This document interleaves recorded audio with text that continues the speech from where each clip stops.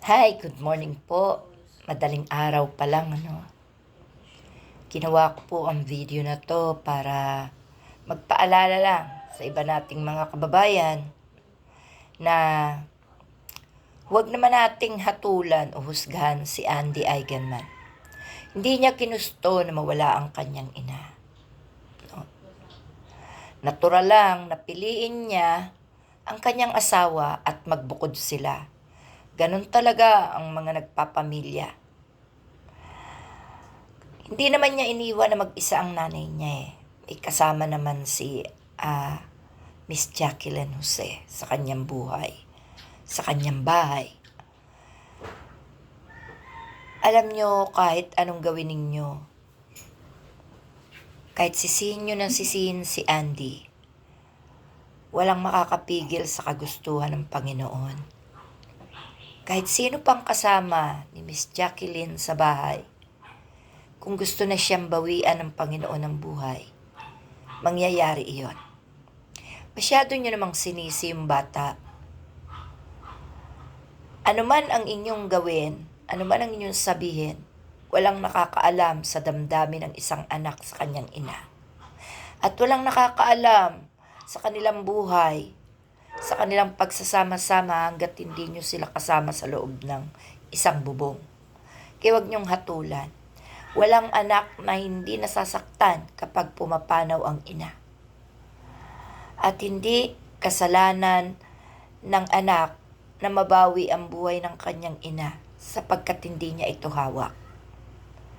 Kaya pinaka-the best, pakiramay na lang tayo at huwag nang magsasalita ng kung ano-ano. Paalala lang po yan sa hindi nag-iisip kung ano ang mga sinasabi nila. Lahat tayo darating sa huling sandali at walang nakakatiyak. Marami ang namamatay na walang kasama. Na aksidente, binabangungot, inaatake. Ganon ang Panginoon. Lahat ay sorpresa. Kaya kahit kayo, ihanda nyo rin ang sarili nyo. Huwag manghatol, huwag manghusga kung hindi nyo alam ang punot dulo. At kung di nyo naunawaan na pare-pareho tayong tao, may kanya-kanyang desisyon, may kanya-kanyang damdamin.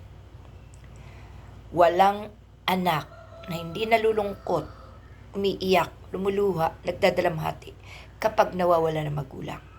Kayo man, kahit suklam kayo sa magulang nyo, malulungkot din kayo. Sapagkat ang nagpapaalala sa isang magulang sa kanyang anak ay ang mga kalungkutan na dinaranas, ang mga hirap, pasakit na dinaranas sa pinili nilang buhay, saka lang nila maaalala ang kanilang magulang. At sa kasayahan na hindi nila naranasan sa magulang, kapag sila'y masaya sa kanilang buhay, sa paghiwalay, naalala rin nila ang kanilang magulang. Na ang kasayahan na kanilang dinaranas ay hindi nila naranasan sa kanilang magulang. Kaya huwag nating hatulan.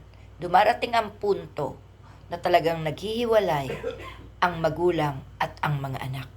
Okay? May kanya-kanya tayong buhay, kaya huwag magsalita sapagkat baka tayo subukan. Salamat!